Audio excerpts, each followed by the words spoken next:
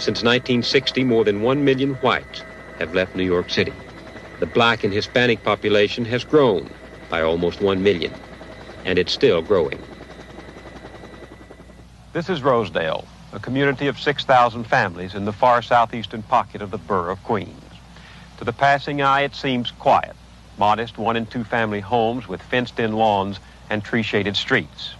The people who live here are almost all white, working-class Americans of Italian, Irish, and Jewish roots. They've worked all their lives to afford these homes.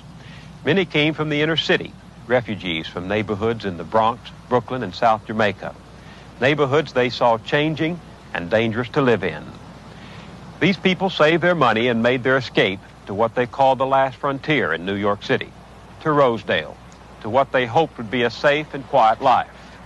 In the early 1970s, a few middle-class black families with very much the same idea in mind began to move to Rosedale, too. The whites saw their coming as a threat, the forerunner of more blacks bringing crime, blight, and poor services they had witnessed in other neighborhoods in the city. And the peace of Rosedale was shattered. In 1971, a score of men and teenage boys using axes and picks nearly destroyed a house reportedly bought by a black man married to a white woman. 200 residents stood by and watched. Since then, more than 10 acts of violence have been aimed at the few blacks living in Rosedale. The tension escalated with the coming of the Spencers.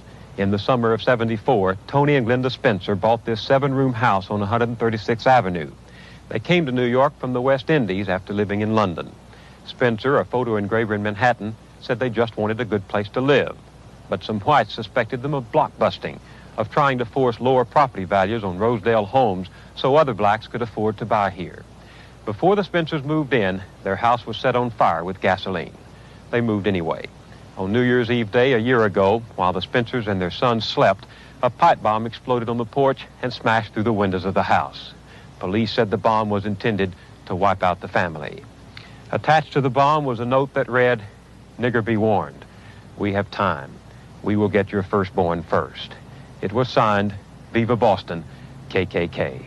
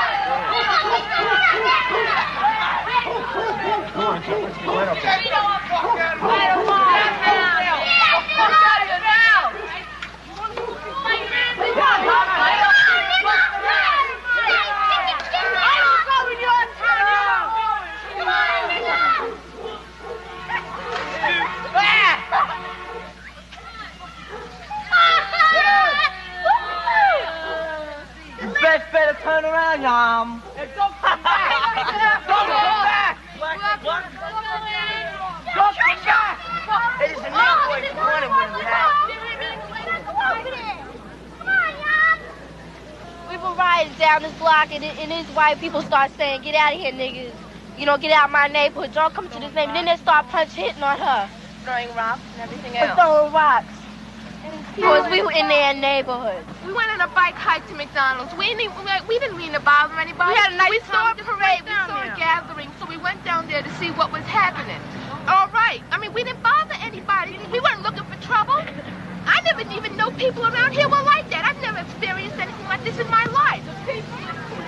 What happened to you? Nothing happened to me, but this little boy, short boy about my size, or little short, had picked up a rock, and he was in the front of all these tall hunkies.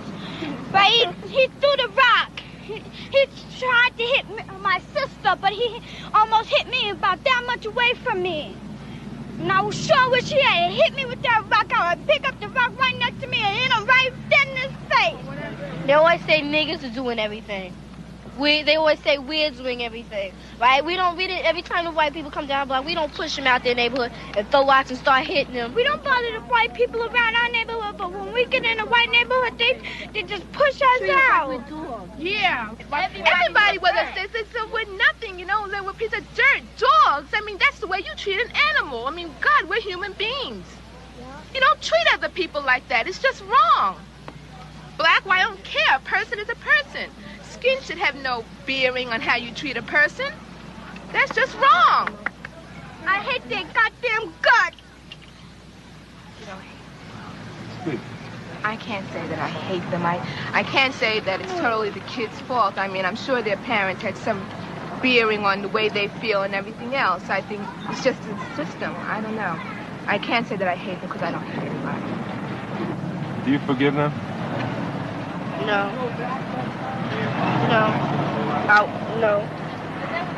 Can't take back no hurt. But they gonna always do that. They always spit on us like we some dogs. They always gonna do back that. on them. Ain't nothing gonna change.